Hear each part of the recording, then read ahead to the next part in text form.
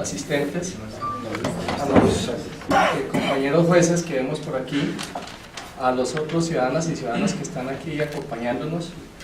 Esta es la segunda tertulia. El tema que vamos hoy ya votamos hace un mes la primera tertulia, y esta es una iniciativa de la Facultad de Derecho de la Universidad Nacional, los egresados de la Universidad Nacional, y lo que queremos es, digamos, como tomarnos un tinto alrededor de ciertos temas que todo el tiempo andan circulando, y el debate que se va presentando hoy específicamente se presenta el tema de la reforma, y hemos escogido el tema de la reforma a la Administración de Justicia. El segundo tema que hoy vamos a abordar es el balance de la Administración de Justicia desde la Constitución de 1991. Nos acompaña el profesor Edgardo Villamil Portilla. Él es también egresado de la Universidad Nacional, ex magistrado, sala civil. Gracias por acompañarnos. Y profesor universitario, todavía nos acompaña en la universidad. Igualmente está el doctor Augusto Trujillo Muñoz, también profesor universitario, ex senador, y también egresado de la Universidad Nacional. Y nuestro compañero y amigo Germán Burgos Silva, también experto, egresado de la universidad, profesor de la universidad, experto en estos temas de la justicia, y obviamente que con su compañía pues también será muy importante esta mesa. También está aquí, todos estamos aquí para emprender un diálogo. La dinámica son 15 minutos, le vamos a dar a cada uno de los participantes. Le vamos a empezar con el profesor Edgardo Villamil Portilla, para que exponga sus temas. Después el doctor Germán Burgos, y cierra el doctor Augusto Trujillo. Y después obviamente le damos la palabra a cada uno de ustedes para armar entonces ahora sí la tertulia y el debate que seguramente se va a suscitar con lo que cada uno va a participar. Entonces, profesor, tiene la palabra para...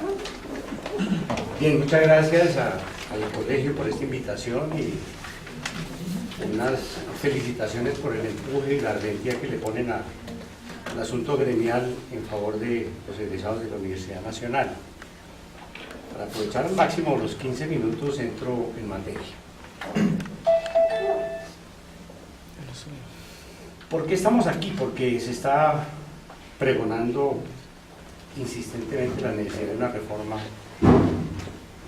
constitucional a la justicia, y se vuelve un viejo anhelo, se vuelve como esos mitos que mediante una reforma que logramos remediar los grandes males que aquejan a la justicia. Y a fe que por ese aspecto no es sino registrar la historia judicial de los últimos 5 o 7 años para ver cómo el deterioro de la justicia es evidente en todas sus manifestaciones, en todas sus expresiones. Muy críticamente quiero decirlo, el diseño de la Constitución del 91 fue desafortunado. Esto está en actas de la Corte Suprema de Justicia de hace 10 años, cuando llegué a la Corte, donde calificaba, tomando solo un tema, que el hecho de que las Cortes intervinieran en la postulación, nombramiento de órganos de control o de cualquier otra naturaleza, era el regalo envenenado del constituyente. Se lo escuché por ahí decir a alguien, creo que fue el presidente de la República en estos días. Eso es un regalo envenenado porque causó un enorme deterioro de la justicia. Ese solo hecho ameritaría enorme preocupación. ¿De qué se trata? Cuando la Carta arrancó en el 91, no había sido leída, pero una vez que los intereses examinan las cesuras, las nervaduras del sistema, y empiezan a explotar las fisuras del sistema, empiezan a producirse los males que estamos reseñando, que vamos a reseñar. Inicialmente el presidente Gaviria hizo una integración de lujo del Consejo Superior de la Judicatura, sala disciplinaria. Era el presidente Gaviria, digamos el padre de la Constitución del 91, tenía una visión republicana, repartió, digamos, las postulaciones en la sala disciplinaria del Consejo de la Judicatura de una manera distinta.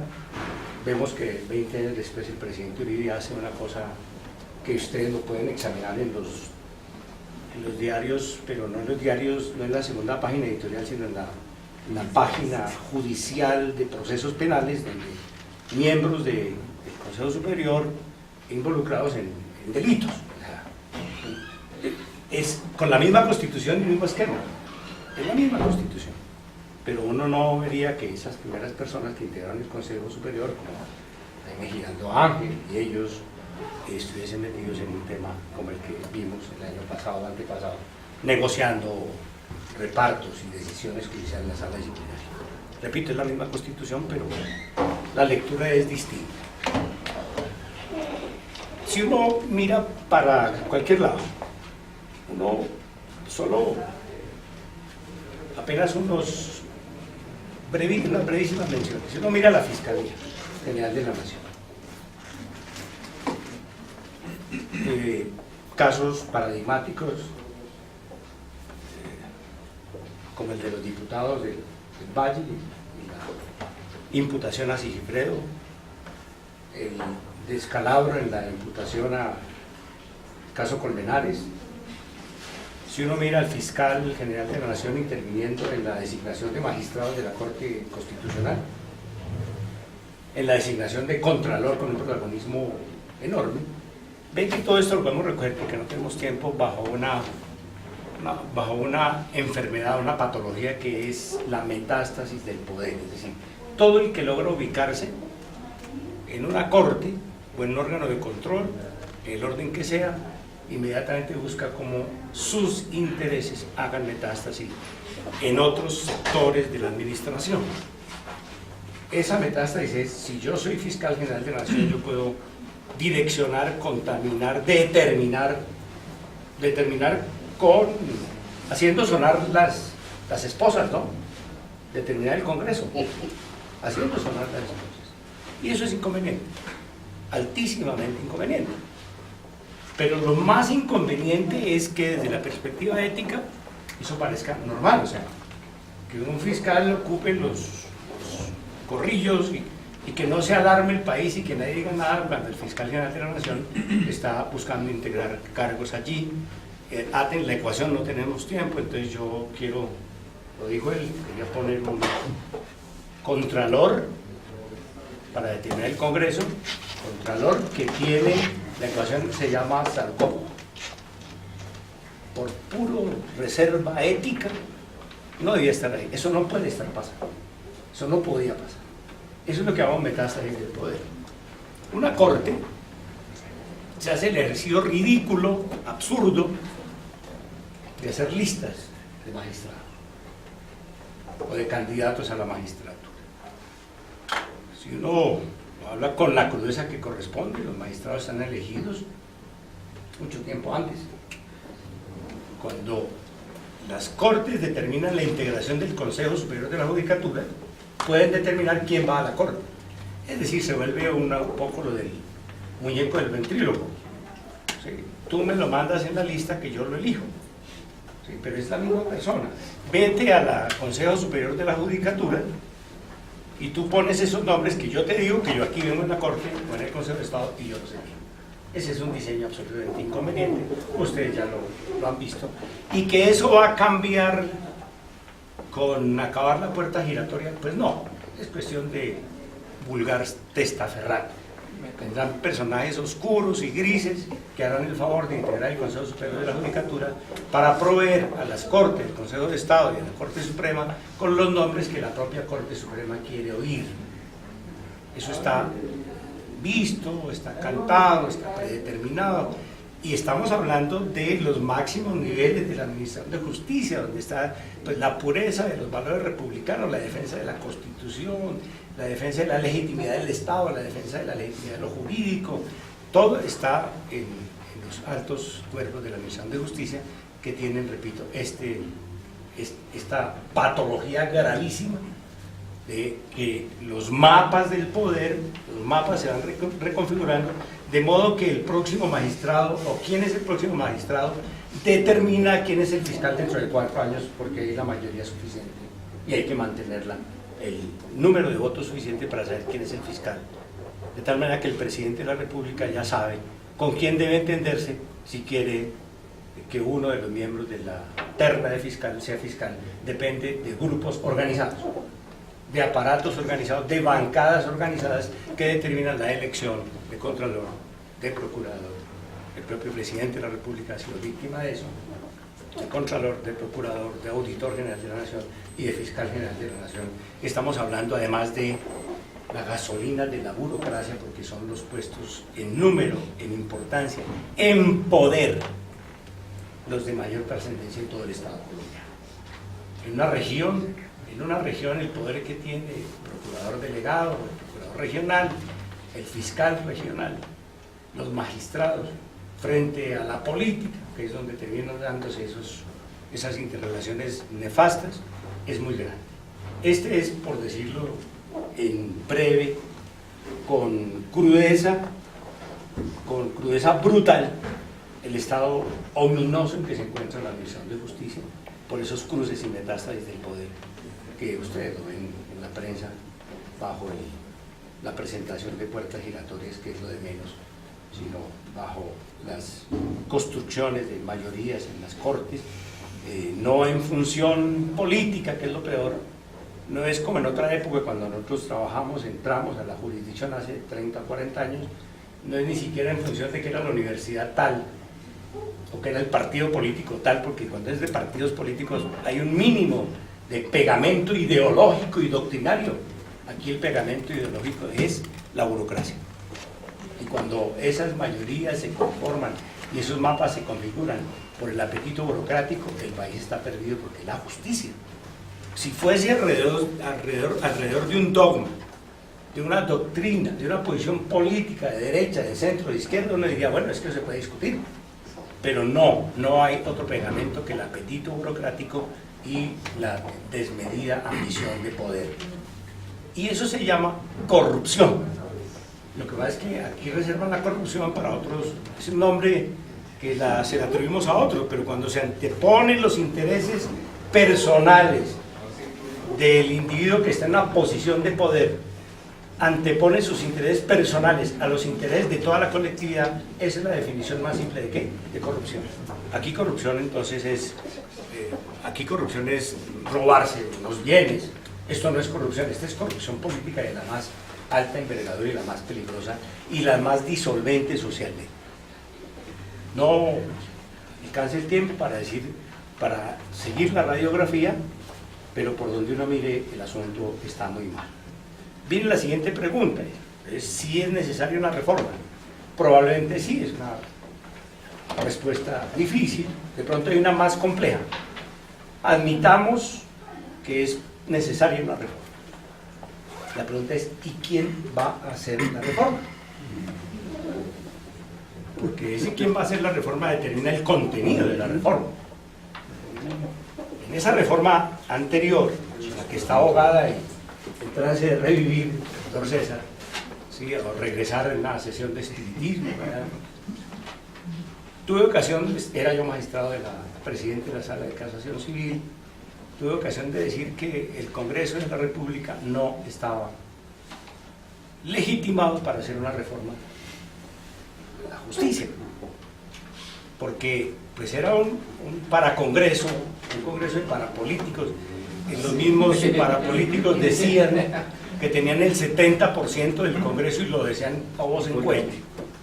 ¿Cómo un Congreso así puede reformar la justicia? Es decir, un Congreso lleno de defectos, de patologías, de corrupción, de cuestionar el origen de su poder porque eran unas alianzas macabras con el narcotráfico y la corrupción regional y nacional. Un Congreso así no podía iniciar un proceso de reforma a la Carta Política para reformar la justicia. Utilicé una metáfora que me generó problemas y le generó problemas a la Corte, y es que era tanto como que la justicia, que en ese entonces estaba intentando intervenir al enfermo, que era el Congreso. Entonces el enfermo se iba a levantar de su lecho moribundo a operar al cirujano. Cuando la Corte, el Consejo de Estado, por vía de de pérdida de investiduras, y la Corte, por vía de persecución a la parapolítica, intentaba sanear los canales de la democracia en el nivel regional y nacional, entonces ese Congreso elegido de esa manera se iba a levantar de su lecho moribundo a operar a la Corte o a las Cortes o a la justicia. No tenían, decía yo, legitimidad para hacer esa reforma. La pregunta es, ¿quién? ¿Qué ha cambiado con las últimas elecciones? ¿Qué es el Congreso hoy? Pues el Congreso hoy son los parientes de los condenados por parapolítica. O sea, el testaferrato político abierto, descarado, que la sociedad tolera y que se vuelve con una cosa anecdótica que forma parte del paisaje y que a nadie alarma. Eso es el Congreso. A lo cual le sumamos el componente más notorio del Congreso, que es el puro centro democrático. Esa es la democracia, pero si uno se pregunta cuál será la intencionalidad política del puro centro democrático para reformar la justicia, cuando algunos de sus más notorios componentes andan huyendo del país, y huyendo no del mandato de un fiscalito, perdónenme la expresión un poquito descomedida, sino de una condena de la Corte Suprema de Justicia de Colombia. Entonces, los nombres de Arias, de Hurtado, de Restrepo, descalifican al puro centro democrático para participar seriamente en una reforma a la justicia. La pregunta es, entonces, ¿quién va a hacer la reforma a la justicia? ¿Qué Congreso la va a hacer? Y lamentablemente, pues yo creo que este Congreso no está ni en capacidad, ni en posibilidad, ni hay un liderazgo del presidente de la República para hacer una reforma. Lo más grave es que, desatado un proceso de reformas, uno sabe dónde comienza, pero no sabe dónde termina. Puede terminar peor que lo que hay ahora.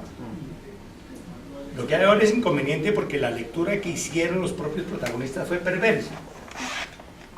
Deterioraron todos los buenos propósitos del constituyente del 91, pero ese esquema con muy pocos cambios se podría mantener ese esquema sin desatar un proceso de reformas, porque un proceso de reformas es absolutamente peligroso. Hay una coincidencia nefasta, porque en La Habana las FARC han descalificado a la justicia de Colombia, lo mismo que hace el presidente Uribe cuando se manda en volar frente a la fiscalía. La actitud es muy semejante. Lamentablemente no hay ninguna corte, ningún presidente de corte que se hubiera parado a decir que eso no se puede hacer. Es tal el estado de postración de la justicia que no tenemos liderazgo, no tenemos visibilidad, más que por noticias negativas. Nos quedamos como en incertidumbre, reforma sí o reforma no. Yo creería que la reforma a la justicia pasaría por una reforma general del Estado, que no es una reforma general del Estado en el sentido de la amplitud, sino que todos esos cargos tan importantes fueran, todos esos cargos, absolutamente. Menciono, a riesgo de equivocarme, contralor, procurador, auditor, magistrados de todas las cortes, fiscal general de la Nación. Si todos fueran cargos de concurso de méritos, se acabaría parte de esta problemática.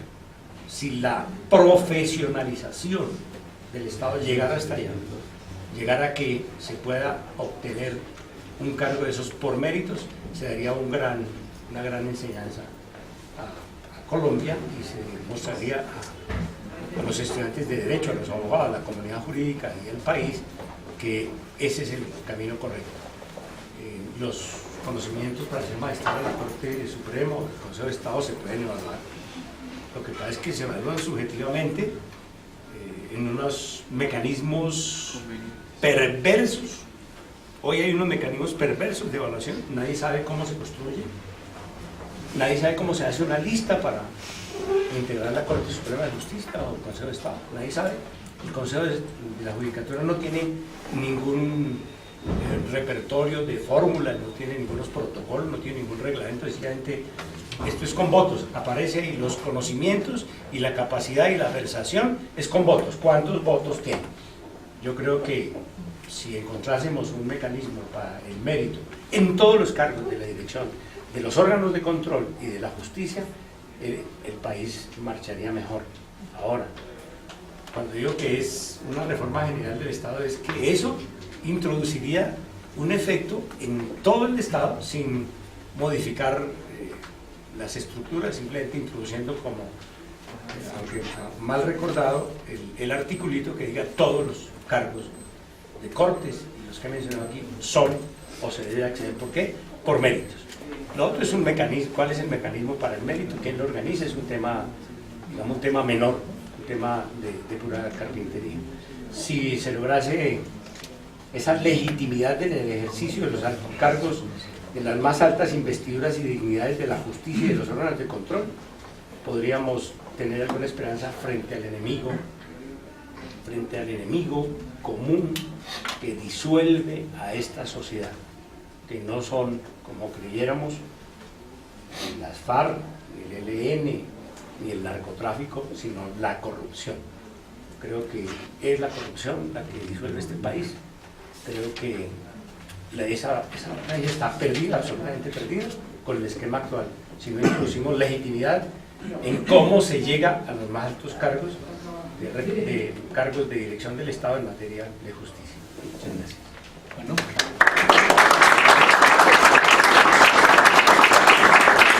Bueno, muy bien, yo creo que ahí ya el profesor Villamil Portilla nos hizo un panorama bastante crudo, creo que todos lo sentimos, y seguramente ya hemos leído lo que el gobierno nos está presentando sobre la propuesta que ya anda circulando sobre el equilibrio de poderes y ajuste institucional. Entonces, profesor Germán, usted tiene la palabra. ¿Qué nos tiene que decir sobre todo este tema de la justicia? Bien, muy buenas tardes a todos y todas. Agradezco a ustedes su presencia en la tarde-noche de hoy. Agradezco la invitación realizada por el Colegio de Abogados y por la Facultad de Derecho. A mí me invitaron a una conferencia que se titula Balance de la Administración de Justicia en la Constitución del 91. Y pues como tengo un sesgo académico, trataré de versar sobre específicamente ese tema y quisiera proponer desarrollar mis 15 minutos en 3 partes. Primero, quisiera tratar de ubicar de qué manera es que se ha entendido la expresión balance de la reforma judicial desde el 91 y qué límites han tenido ese tipo de balances. En segundo lugar, me gustaría plantear otra forma de hacer un balance de la reforma judicial, que yo llamaría un balance sociopolítico. Y tercero, quisiera llegar a algunas conclusiones. Entonces sería un poco el orden de mi presentación. Miren, yo creo que hay 2 formas, y agradezco mucho la presentación del profesor Villamil porque me ayuda mucho a ilustrar algunas cosas de las que quiero decir. Cuando uno habla de un balance, a veces piensa en análisis más o menos de la efectividad, eficacia y alcance de las instituciones que conforman el Poder Judicial. Entonces uno dice, la tutela funcionó más o menos, la sala disciplinaria del Consejo de la Judicatura definitivamente no, la sala administrativa tiene mayores alcances, menores alcances. Yo quiero decir, hay una forma de entender los balances, no solamente a nivel de la reforma judicial, sino en general de las instituciones, que son balances aislados. Las instituciones se valoran positiva o negativamente de manera aislada. Esa es una entrada, en mi opinión, válida y legítima. Hay una segunda entrada, que parcialmente el profesor Villamil reprodujo, y es, vayamos más allá. ¿Cuáles son los problemas de fondo que están detrás de determinadas instituciones? Y hay 2 respuestas. Una respuesta es, están mal diseñadas. Definitivamente quedaron mal hechas, quedaron mal pensadas. De hecho, usted utilizó esas palabras a propósito de la referencia que hizo sobre las facultades que se le dieron a las Cortes para designar a determinadas, para participar en el proceso de designación de determinadas autoridades de organismos de control. Y hay otros que dicen, un poquito más cualificadamente, apelando a Albert Hirschman, dicen no, el problema no es solamente un mal diseño de las instituciones, El problema es que las instituciones generan efectos a veces no deseados. Uno crea instituciones, pero en algunos casos sus efectos no son los que uno preveía. Por ejemplo, la tutela se creó bajo un tipo de configuraciones, pero resulta que la tutela tuvo el efecto no previsto de ser un espacio para tutelar sentencias judiciales. Y eso generó una serie de elementos. Entonces, ¿a dónde quiero llegar? La mayoría de los balances nos dicen cumplió, no cumplió, eficacia, no eficacia, eficiencia. Otros nos dicen problemas de diseño, otros nos dicen efectos no deseados. Yo creo que esos balances están bien, pero en mi opinión tienen un grave inconveniente, y es que ven las instituciones al margen del contexto social y político donde operan. Las ven como una especie de vacío, no tienen en cuenta el contexto donde operan.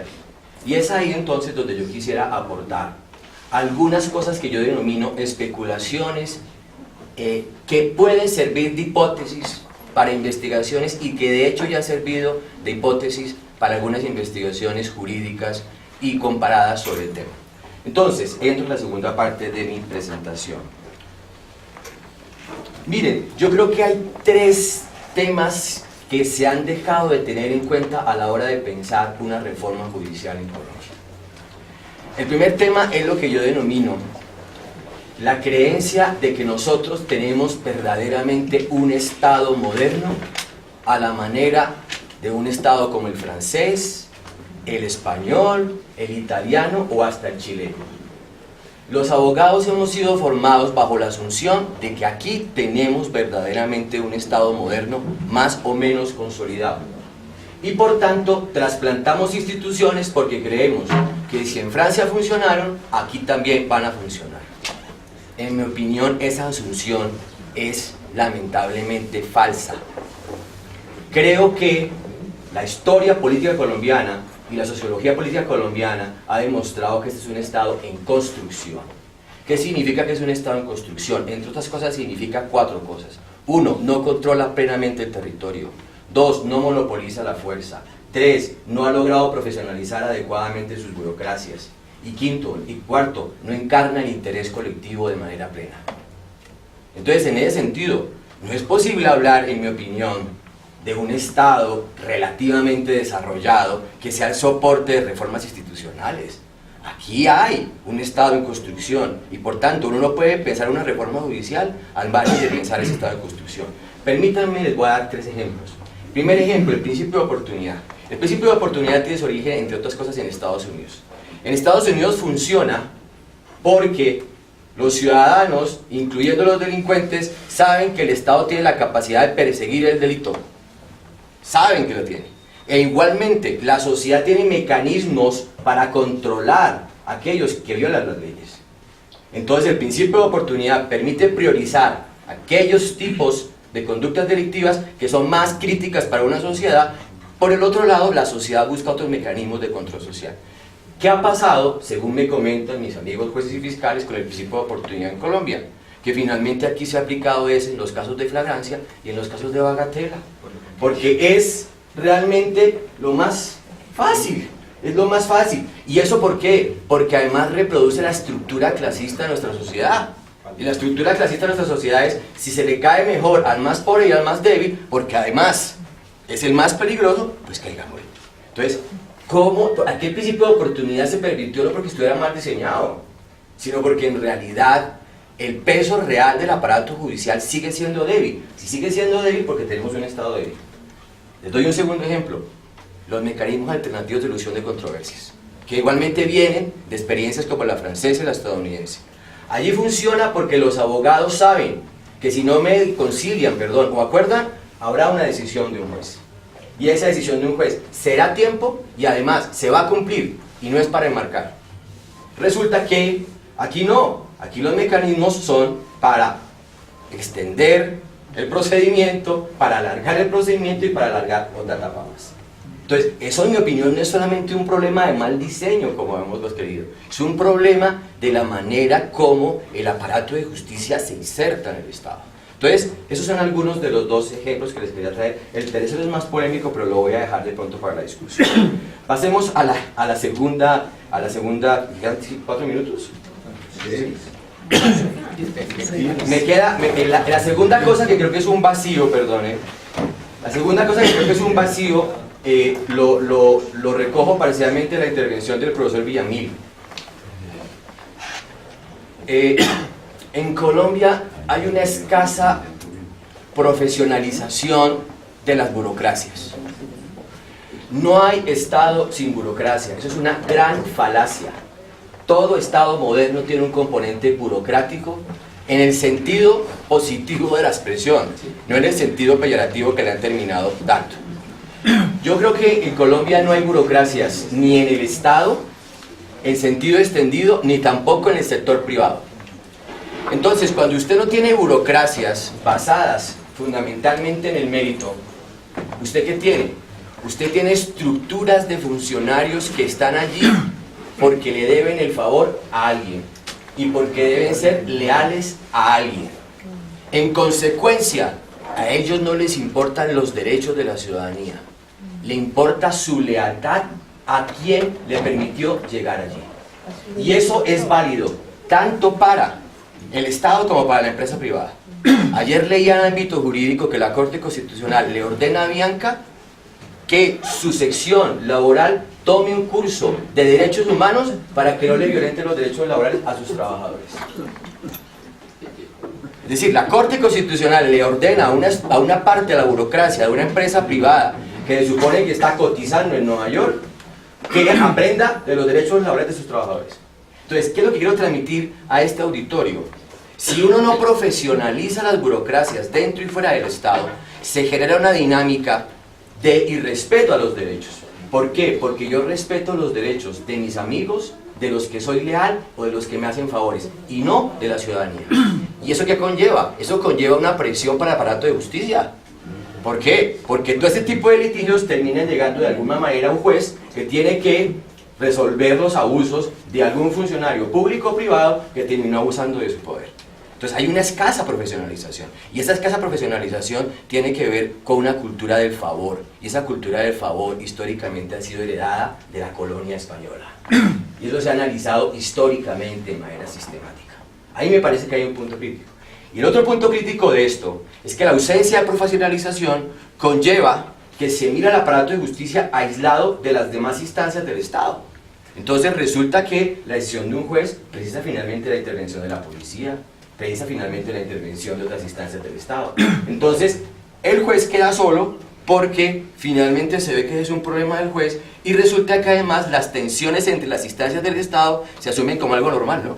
Contralor versus procurador, Consejo Superior de la Judicatura versus Consejo Constitucional. Creo que eso tiene que ver con la ausencia de una profesionalización, no solamente a nivel del Estado, sino a nivel del sector privado. Y la última tendencia para ir cerrando.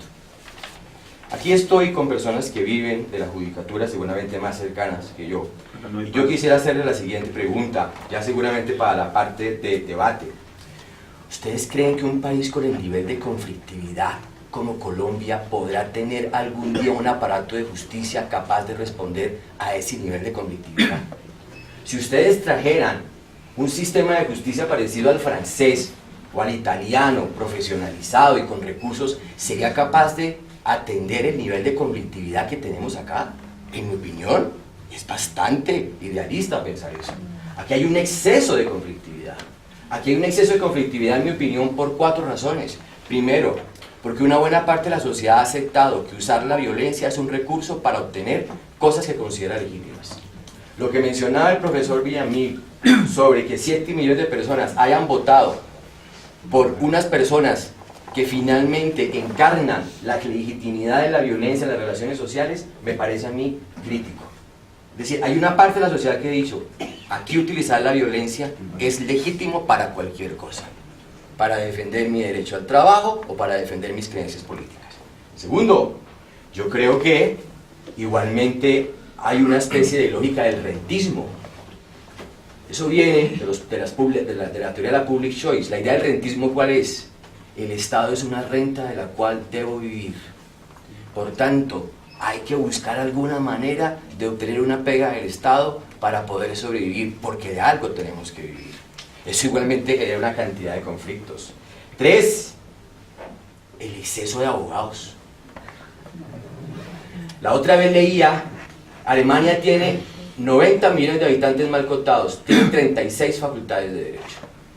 Japón tiene 130 millones de habitantes, si no me equivoco. Según un estudio de hace unos 10 años, tenía 15.000 abogados. Cuando hay un exceso de abogados, que en algunos casos están muy mal formados,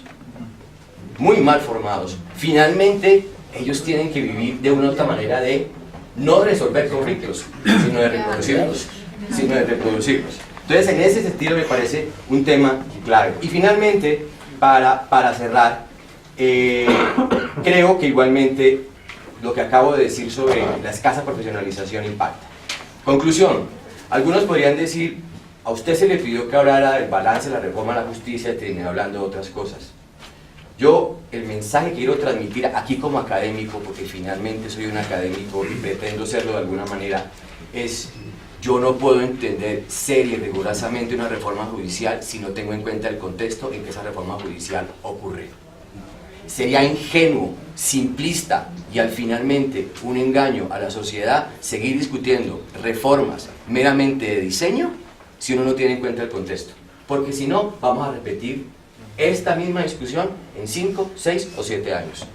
Así como una misión para la educación, así como una misión para la ciencia y la tecnología, deberíamos pensar en una misión para pensar una reforma de la justicia con distintos actores y no hacer lo que hemos hecho en el pasado, comisiones de expertos, que son además comisiones que no conocen muchos, que no se reúnen con casi nadie, y además comisiones de expertos de personas que vieron la justicia de hace unos 30 o 40 años, de países diferentes.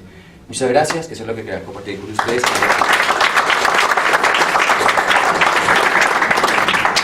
Bueno, gracias al profesor Germán.